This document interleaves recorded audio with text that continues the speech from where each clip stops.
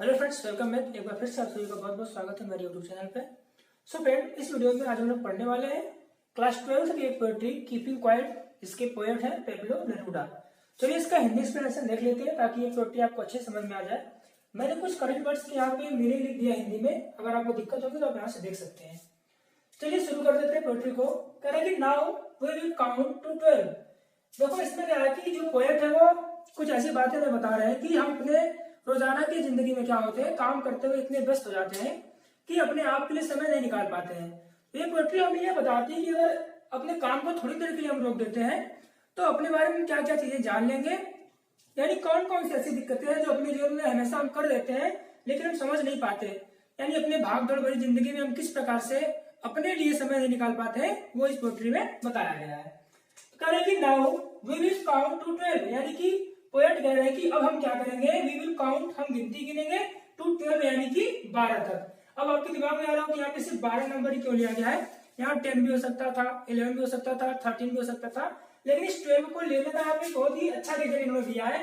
ये बोलते हैं कि अगर हमारे पास एक ईयर की बात करें, एक साल की बात करें, तो एक ईयर में कितने मंथ होते हैं, आप बोलेंगे सर 12 मंथ होते हैं। तो ये कुछ बेसिक इन्होंने कुछ रीजन दिया था यहाँ पे और बोला था कि जैसे अगर घड़ी होती है पूरी है, इस वॉच में कितने नंबर होते हैं, आप बोलोगे 1 से लेकर 12 तक होते हैं। तो इस प्रकार से कुछ रीजन इन्होंने दिया था या 12 लेने का, तो हमें उससे ज्यादा मतलब नहीं है। हमें तो समझना है कि पोएट ये कह रहे हैं कि now we will count to 12। अब हम क्या करेंगे, 12 तक की गिनती गिनेंगे। And we will all keep still, यानी हम सभी लोग क्या हो जाएंगे, स्टिल का मतलब होता है स्थिर हो जाएंगे, यानी जितना भी हम जो भी काम कर रहे हैं सभी काम को एक बार के लिए रोक देंगे। फॉर वंस, एक बार के लिए, on the face of the earth, तुम क्या करो, ऑन ऑफ द अर्थ यानी पृथ्वी के, फेस यानी चेहरे पे, एक बार के लिए तुम क्या करो, पृथ्वी के चेहरे पर आ जाओ। इसका मतलब ये कि जिस रूप में हमारा जन्म हुआ था उस समय हमारे अंदर कोई भेदभाव की भावनाएं नहीं थी, यानी हमें नहीं पता था हम किस कास्ट में आए हैं, कैसा हमारा धर्म होने वाला है या फिर किस रंग के हम हैं। तो कहे एक बार के लिए क्या करो, तुम पृथ्वी पर जिस रूप में आए थे उसी रूप में हो जाओ। Let's not speak in any language, और लेट्स नॉट स्पीक यानी कि नहीं बोलो, इन एनी लैंग्वेज यानी कि किसी भाषा में, और किसी भी भाषा में बातें नहीं करते हैं, पूरा बिल्कुल हम क्या हो जाते हैं, शांत हो जाते हैं। अब यहाँ पे किसी भाषा में बात करने की बात क्यों मना कर दी गई है, क्योंकि जब हम बोलते हैं तो हमें अपनी भाषा के हिसाब से जज किया जाता है। हम हिंदी बोलते हैं, मराठी बोलते हैं, तमिल बोलते हैं, यानी कि इस तरीके से हम अलग अलग भाषा वाले हो जाते हैं और अपने आप को अलग अलग भागों में बांट देते हैं। इसीलिए पोएट ने कहा कि let's not speak in any language, चलो किसी भी भाषा में बातें नहीं करते हैं। Let's stop for one second, यानी कि एक सेकंड के लिए क्या कर जाओ, रुक जाओ। हम जितने भी करते हैं उन सभी कामों को तुम क्या करो, एक बार के लिए, एक सेकंड के लिए रोक दो। And not move our arm so much, और अपनी भुजाओं को, अपने हाथों को ज्यादा इधर उधर डुलाओ मत। चलिए नेक्स्ट पैरा देख लेते हैं। कहा कि it would be an exotic moment, exotic का मतलब होता है अनोखा। कहा कि it would be an exotic moment, यानी कि जब सभी लोग अपने कामों को रोक के स्थिर हो जाएंगे तो ये कैसा होगा, एक अनोखा क्षण होगा। ऐसा कभी पृथ्वी पर हुआ नहीं होगा कि सारे लोग एक ही साथ क्या हो जाएं, रुक जाएं। फिर कह रहे कि विदाउट रश, जिसमें कोई भी भाग दौड़ नहीं होगी, यानी हम अपने कामों के पीछे नहीं भागेंगे, बिल्कुल स्थिर हो जाएंगे।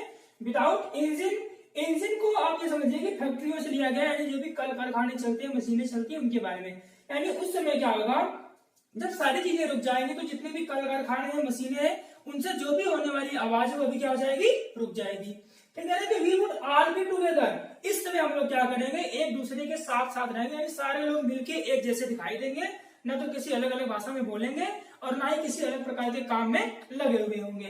कह रहा कि इन अ सडन स्ट्रेंजनेस, यानी जो विचित्रता होगी या आकस्मिक जो विचित्रता होगी, जिसमें सभी लोग क्या हो जाएंगे, बिल्कुल स्थिर हो जाएंगे 12 तक काउंट करने के बाद, तो उसमें जो विचित्रता है वो कैसी दिखेगी, एक अनोखी प्रकार की दिखेगी, जिसमें कोई भाग दौड़ नहीं होगा, ना तो कोई कल कारखाने, ना तो कोई मशीनें काम करेंगी जिससे कोई आवाज उत्पन्न होगी।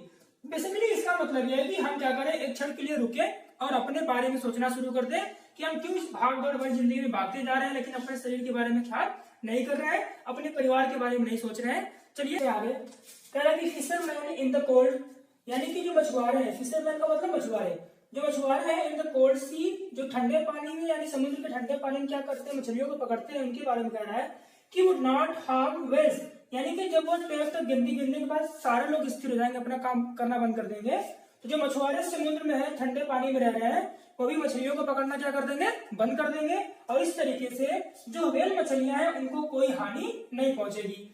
फिर कह रहा है कि and the man gathering salt, और वे आदमी जो समुद्र के किनारे पे गैदर कर रहे हैं सॉल्ट यानी कि नमक को इकट्ठा कर रहे हैं। तो जो व्यक्ति नमक को इकट्ठा कर रहे हैं यदि वह भी अपना काम करना बंद कर दे यानी कि स्थिर हो जाए, उसके बाद would look at his hurt hands, यानी उसके बाद उन्हें क्या मिलेगा, अपने आप के लिए समय मिलेगा और वह खुद के हर्ट मतलब होता है चोट लगे हुए, अपने चोट लगे हुए हाथों को ध्यान से देखेंगे और अपने बारे में सोचना शुरू कर देंगे।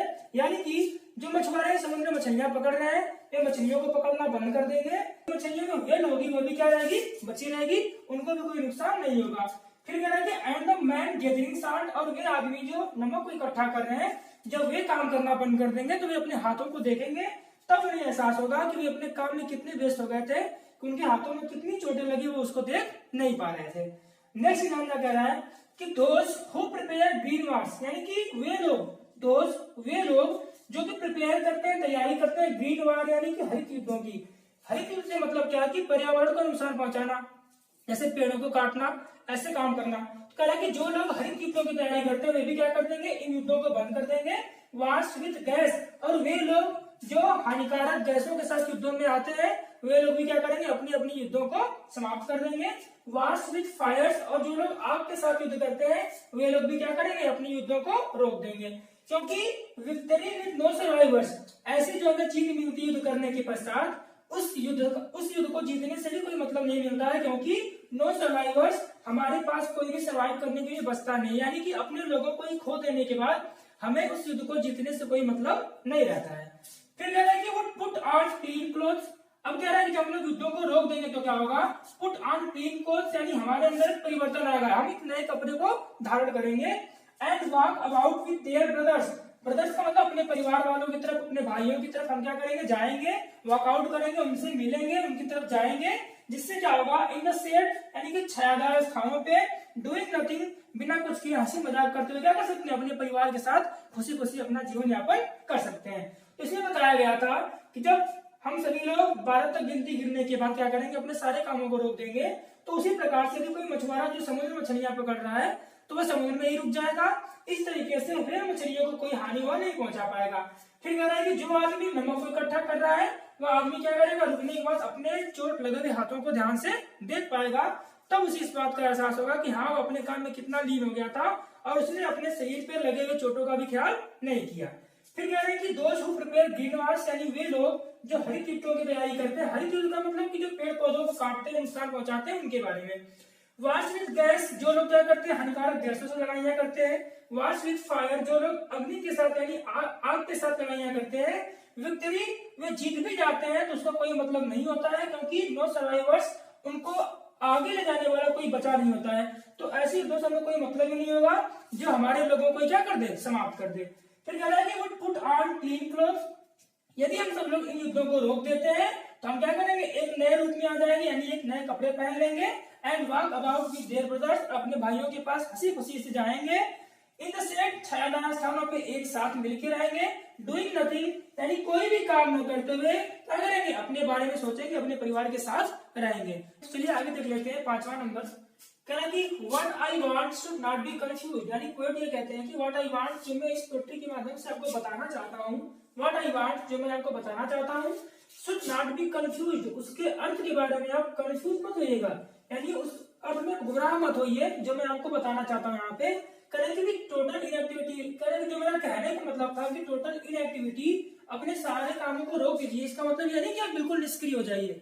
पोएट कर रहे हैं कि जो मैं इस पोएट्री के माध्यम से आपको समझाना चाहता हूँ उसके बारे में आप कंफ्यूज मत होइए। मेरा जो कहने का मतलब है कि आप थोड़ी देर के लिए स्थिर हो जाइए, रुक जाइए।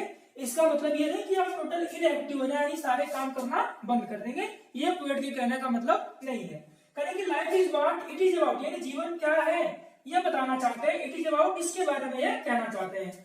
पोएट हमको यह समझाना चाहते हैं कि जीवन वास्तविक में है क्या, इसके बारे में बताना चाहते हैं। कहेंगे आई वांट नो ट्रक, यानी पोएट ये कहते हैं कि मैं नहीं चाहता हूं कि ट्रकों से भर भर के, आई वांट नो ट्रक, मैं नहीं चाहता हूं कि ट्रकों से भर भर के, यानी डेथ लोगों की जब हो जाए, यानी कि जो युद्ध में लोग मारे जाते हैं, मैं नहीं चाहता हूं कि वहां से युद्ध में लोग लड़ाई करने के बाद, मरने के बाद क्या हो, ट्रकों से भर भर के उनके घरों तक उनकी लाशों को ले जाया जाए। यह बेसिकली पोएट के कहने का मतलब है। कहने कि मैं नहीं चाहता हूं कि लोगों की डेथ बॉडी को ट्रकों से भर भर के उनके घरों तक ले जाया जाए। फिर कह रहे हैं कि if we were not so single minded, यानी कि यदि हम नहीं होते हैं, इफ वी वर नॉट यानी यदि हम नहीं होते हैं सिंगल माइंडेड का मतलब होता है कि एकाग्रचित होकर सोचना, यानी किसी एक चीज के बारे में सोचना। यदि हम लोग एकाग्रचित होकर इसके बारे में नहीं सोचते हैं तो अबाउट कीपिंग आवर लाइफ्स, यानी किसके बारे में सोचना है, about keeping our lives moving, अपने जीवन को बड़े स्मूथली तरीके से आगे की तरफ क्या करने के लिए, बढ़ाने के लिए। यानी यदि हम लोग अपने जीवन को आगे बढ़ाने के लिए इसके बारे में एकाग्रचित होकर नहीं सोचते हैं तो क्या होगा, जो ट्रकों से भर भर के लोगों की लाशें होंगी वो उनके घरों तक पहुंचाई जाएंगी। फिर कहते हैं कि एंड फॉर वंस, और एक बार के लिए, कुड डू नथिंग, जो पोएट हमसे रिक्वेस्ट कर रहे हैं बार बार कि हम क्या करें, एक बार के लिए स्थिर हो जाएं, कुछ भी नहीं करते, एकदम बिल्कुल शांत हो जाते हैं। परहैप्स संभवतः अ यूज साइलेंस, जो हम लोग शांत रहेंगे, कुछ भी नहीं करेंगे उस दौरान, तो जो यहाँ पे बड़ी चुप्पी होगी, बड़ी एक शांति होगी, माइट इंटरप्ट, हो सकता है कि वो क्या कर दे, इंटरप्ट मतलब बाधा डाल दे। करें कि जब हम लोग कुछ नहीं करेंगे तो हो सकता है जो हम यहाँ पे ब्रेक ले रहे हैं, ना कुछ बोल रहे हैं, ना तो कोई फैक्ट्रियों में काम चल रहा है, सारे लोग स्थिर हो गए हैं, इसके कारण क्या होगा, एक बाधा पड़ सकती है। दिस सैडनेस, सैडनेस का मतलब उदासी में, यानी जो हमारे पास एक उदासी हो सकता है कि जब हम थोड़ा सा ब्रेक ले लें तो उदासी में क्या पड़ जाए, बाधा पड़ जाए, यानी उदासी क्या हो जाएगी, रुक जाएगी, छट जाएगी। अच्छा, किस चीज की उदासी, ये देख लेते हैं। कह रहा है कि ऑफ नेवर अंडरस्टैंडिंग, यानी हम कभी भी नहीं समझते हैं आवर सेल्फ, मतलब अपने आप को। कह रहा है कि हम काम की धुन में जब कोई काम करते रहते हैं उस समय अपने आप को, अपने शरीर के बारे में, अपने लोगों के बारे में कभी समझ नहीं पाते हैं। तो हो सकता है जब हम कुछ भी नहीं करेंगे, यानी एक साइलेंस लेंगे, तो हमारी उदासी को क्या कर देगा, इंटरप्ट मतलब उसमें बाधा डाल देगा। किस चीज की उदासी थी, of never understanding our self, यानी हम अपने आप को कभी समझ ही नहीं पाते हैं। एंड ऑफ थ्रेटनिंग, और हमेशा अपने आप को धमकाते रहते हैं, किस चीज से, विथ डेथ, यानी मृत्यु के वजह से, यानी हम इस बात से हमेशा डरते रहते हैं कि हमारी मृत्यु हो जाएगी, इस वजह से हम क्या करते हैं, हमेशा अपने आप को धमकाते रहते हैं। तो इसमें कहा गया था कि what I want should not be confused, poet ये बताना चाहते हैं कि जो मैं आपसे कह रहा हूं कि आप इनएक्टिव होइए, यानी इसका मतलब ये नहीं कि पूरे तरीके से निष्क्रिय हो जाए, कुछ भी नहीं करें, मेरे कहने का मतलब ये नहीं है। ये हमको बताना चाहते हैं कि life is what it is about, यानी जीवन क्या है वास्तविकता में, उसके बारे में बताना चाहते हैं। फिर कहते हैं कि I want no truck with death, कहते हैं कि मैं ये नहीं चाहता हूं कि युद्ध के दौरान मारे गए लोगों की लाशों को क्या किया जाए, ट्रकों में भर भर के उनके घरों तक पहुंचाया जाए। फिर कहते हैं if we are not so single minded about keeping our lives moving, यानी यदि अपने जीवन को आगे बढ़ाने के लिए सिंगल माइंडेड होके, एकाग्रचित होके नहीं सोचेंगे तो क्या होगा, लोगों की लाशें ट्रकों से भर भर के उनके घरों तक पहुंचाई जाएंगी। फिर कह रहे कि and for once could do nothing, और पोएट रिक्वेस्ट करें कि एक बार के लिए आप क्या करो, कुछ भी मत करो, बिल्कुल स्थिर हो जाओ।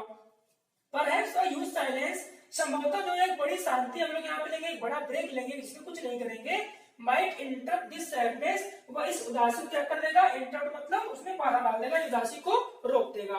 ऑफ नेवर अंडरस्टैंडिंग आवरसेल्व्स, उदासी किस चीज की है, इसमें यह कहा गया कि हम लोग अपने आप को समझ ही नहीं पाते हैं, अपने शरीर के बारे में, अपने लोगों के बारे में टाइम नहीं दे पाते हैं इस भागदौड़ भरी जिंदगी में। फिर कहेंगे end of threatening ourselves with death, और हमेशा अपने आप को डेथ के भय से, मृत्यु के भय से क्या करते रहते हैं, थ्रेटन करते रहते हैं, धमकाते रहते हैं। ओके फ्रेंड्स, चलिए आगे देख लेते हैं छठा। Perhaps the earth can teach us, अब यहाँ पे पोएट क्या करे, हमारे एग्जाम्पल दे रहा है कि किस प्रकार से हम इस बात को समझ सकते हैं। कहेंगे perhaps संभवतः the earth can teach us, यानी पृथ्वी हमारी है, ये हमें कुछ बातें सिखा सकती है, टीच कर सकती है। जैसे कि अभी इसमें एग्जाम्पल ये दिया गया कि जब कभी बाढ़ आ जाए, तूफान आ जाए या फिर सूखा पड़ जाए, उसमें क्या होता है, हमारी सारी फसलें नष्ट हो जाती है, पृथ्वी पर हरियाली पूरी तरीके से क्या हो जाती है, समाप्त हो जाती है। लेकिन फिर जैसे मौसम बदलता है, फिर से पृथ्वी पे हरियाली क्या होती है, आ जाती है, यानी कि पतझड़ आता है, फिर हरियाली आती है, बसंत के मौसम आते हैं, सारी चीजें क्या रहती है, क्रम से चलती रहती है। तो उसी प्रकार से कह रहे हैं कि perhaps the earth can teach us, संभवतः जो पृथ्वी होती है वो हमें क्या कर सकती है, कुछ ऐसी बातों को सिखा सकती है। As when everything seems dead, यानी कि पृथ्वी पर जब सूखे पड़ने से सारी चीजें क्या जाती हैं, ऐसा लगता है, सीम्स का मतलब प्रतीत होती है, डेड का मतलब मृत, यानी कि समाप्त। कह रहे हैं कि जब एवरीथिंग सीम्स डेड, सूखा पड़ जाए या फिर ज्यादा बाढ़ आ जाए तो क्या हो जाता है, सारी चीजें कैसी दिखाई पड़ती है, डेड दिखाई पड़ती है। लेकिन फिर भी क्या होता है, एंड लेटर, और बाद में प्रूव्स टू बी अलाइव, यानी जब पृथ्वी पे फिर से हरियाली क्या होती है, वापस लौट आती है। ठीक उसी प्रकार से पोएट हमें कह रहे हैं कि जिस भागदौड़ भरी जिंदगी में हम भाग रहे हैं, वहां से हमें क्या करना चाहिए, थोड़ी देर के लिए रुक जाना चाहिए, क्योंकि जब हम रुक जाएंगे तो जो ह्यूज साइलेंस हमारे पास होगा हो सकता है उसके कारण क्या हो जाए, हमारा जीवन फिर से अपने ट्रैक पे वापस आ जाए, यानी हम अपने आप को समय देने लगे, अपने परिवार के महत्व को समझने लगे। फिर कहते हैं कि now I count up to 12, यानी फिर पॉइंट हमसे ये कह रहे हैं कि अब मैं क्या करूंगा, काउंट करूंगा अप टू 12 यानी 12 तक। फिर उसके बाद क्या होगा, एंड यू कीप क्वाइट, और आप सभी लोग क्या हो जाएंगे, शांत हो जाएंगे, एंड आई विल गो, और मैं यहाँ से चला जाऊंगा। तो देखिए इस पोएट्री में हमने क्या सीखा है कि हम लोग क्या करते हैं कि अपनी भाग दौड़ भरी जिंदगी में ऐसे किसी भी काम में जहां भी आप लगे हुए हो उसमें भागते रहते हैं, अपने काम के पीछे इतना बिजी हो जाते हैं कि ना तो अपने आप को समय दे पाते हैं और ना ही अपने परिवार को समय दे पाते हैं। तो बेसिकली पोएट्री हमें यही बता रही थी कि क्या करो, तुम एक क्षण के लिए रुको, अपने बारे में सोचो कि आखिर तुम किस लिए काम कर रहे हो, किस लिए भाग रहे हो, कि तुम्हारा शरीर तुम्हारे साथ नहीं रहेगा। हम युद्ध करते हैं, दूसरों को हराते हैं, उनकी जान लेते हैं, अब बताओ उस युद्ध का क्या मतलब है यदि हमारे पास कोई बचे ही ना। तो पोएट्री में यही बताई गई थी कि हमें इस युद्ध को रोक देना चाहिए और सबके साथ भाईचारे के साथ रहना चाहिए और अपने शरीर का ख्याल रखना चाहिए, तथा हम इस भाग दौड़ भरी जिंदगी में इतना आगे न बढ़ जाए कि पूरे पृथ्वी का क्या हो जाए, विनाश हो जाए। ठीक है फ्रेंड्स, तो मिलते हैं नेक्स्ट वीडियो में। थैंक यू सो मच, जय हिंद।